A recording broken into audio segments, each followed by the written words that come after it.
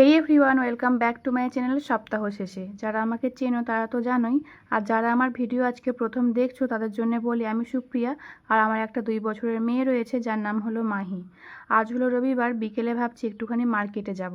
অনেক দিন থেকেই ভাবছিলাম যাব, কিন্তু আর সময় হয়ে উঠছিল না। আসলে মাহির জন্য কিছু গয়না নেওয়ার ছিল, সবটা তোমাদের সাথে শেয়ার করব আজকের এই ব্লগে। আজ সকালে উঠে এতগুলো জামা কাপড় কেচেছি, এখনও মাহি ঘুমাচ্ছে তাই এই সুযোগে কেচে নিলাম। এখনও এতগুলো বাকি আছে কাচতে। একদিনে নিজেকে এত চাপ দিতে চাইনি আমি। 2-3 দিনে কিছু কিছু করে ঠিক কেচে নেব। 2-3টে বেড কভার জমেছিল, তার সাথে বালিশের কভার আর আমার ওয়াটারপ্রুফ বেড কভারটাও আজকে কেচেছি। এখন আমাকে 2-3 দিন ছাড়া ছাড়াই বেড কভার চেঞ্জ করতে হয়, কারণ মাহি তো এখন সবসময় ডাইপার পরে থাকে না, আর বিছানায় শি করলে খুব বাজে একটা স্মেল বেরোয়। যেহেতু ও এখন সব খাবার খেতে শিখেছে, সব খাবার খায়। বাইরে দেখলাম বেশ রোদ, তাই সমস্ত বালিশ তোষক সব বাইরে বার করে দিয়েছি। মাহির জন্য নতুন পেস্ট আনা হয়েছে, অবশ্যই প্রথমবারই আনা হলো। ওর দাঁত খুব দেরিতে উঠেছে, তাই এতদিন একটা টাং ক্লিনার দিয়ে ওর টাংটা ক্লিন করে দিতাম। সেরকমভাবে কোনো ব্রাশ বা মাজন দিয়ে সেরকমভাবে ও দাঁত মাজতো না। আর এখন তো মা আর মেয়ে দুজনে একসাথে দাঁত মাজি, সেই কারণে আমি সকালে উঠে প্রথমে ব্রাশ করতাম আগে, এখন কিন্তু ব্রাশ করি না। আমি ওর জন্য ওয়েট করি, ও উঠলে তারপরে দুজনে মিলে একসাথে ব্রাশ করি। আজকে সকালের ব্রেকফাস্টে মায়ের জন্য ছিল সুজি উইথ ড্রাই ফ্রুটস। আমি ড্রাই ফ্রুটকে এইভাবে পেস্ট করে প্রিজার্ভ করে রেখে দিই 1 উইকের জন্য, তারপরে শেষ হয়ে গেলে আবার করি। আর এর সাথে অ্যাড করি একটুখানি গুড় বা মধু, আর তার সাথে দুধ তো আছেই। এই খাবারটা কিন্তু খুব টেস্টি হয় খেতে, তোমরা তোমাদের বেবিদের জন্য ট্রাই করতে পারো। মাহি কিন্তু খুব ভালো খায়। পিলো কভারগুলো দোতলায় মেলে দিয়েছিলাম যাতে বৃষ্টি আসলে আমি একদম টেনশন ফ্রি থাকতে পারি। আর এই যে ওয়াটারপ্রুফ বেড কভারটা, এটা আমি একদম 3তলা ছাদে দিয়েছিলাম যাতে খুব তাড়াতাড়ি শুকিয়ে যায়। আর দেখো, প্রায় আধ ঘন্টা থেকে 1 ঘন্টার মধ্যে কিন্তু এটা শুকিয়েও গেছে। এই কভারটা আমি মাহি হওয়ার পরপরই নিয়েছিলাম, কিন্তু এতদিন ধরে এতবার ভিজেছে এটা যে এটা এখন ভেদ করে নিচে যেগুলো পাতা আছে সেইগুলো তো জল পৌঁছে যায়।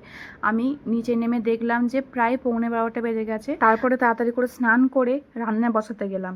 আজকে করেছিলাম কাতলা মাছ, নিয়েছিলাম একটা কাতলা মাছের কালিয়া, আর হচ্ছে সবজি ডাল করব। এর থেকে বেশি আজকে কিছু করতে পারি না। আমাদের এমনিতে রবিবার হলে চিকেন কিন্তু ম্যান্ডেটারি হয়।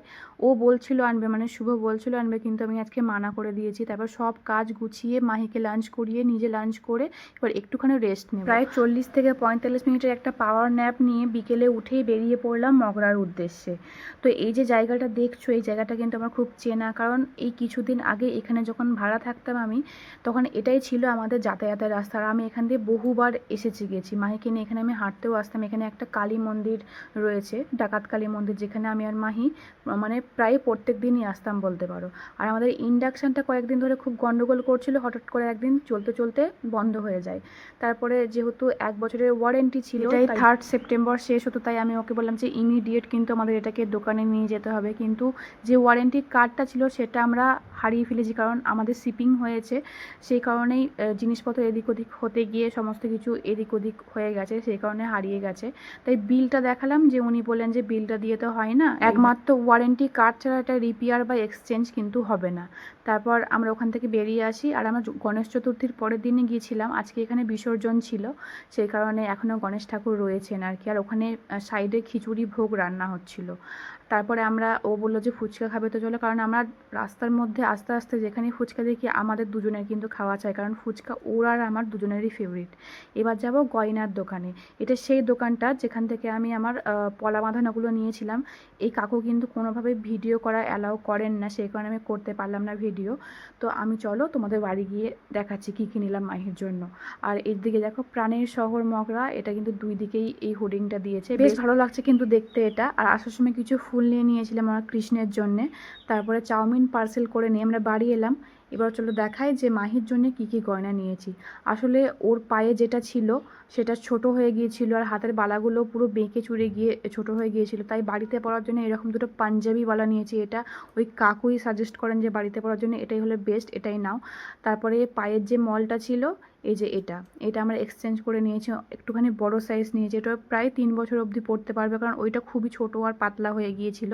ওগুলো এক্সচেঞ্জ করে নিলাম। আর সবথেকে ইউনিক লেগেছে আমার হচ্ছে এই চুড়িটা, স্টোন বসানো আছে আর তার সাথে ট্যাক্সির ছবি দেওয়া, মানে ট্যাক্সির একটা ডিজাইন করা আছে, বেশ ইউনিক লাগলো দেখতে, সেই কারণে নিলাম।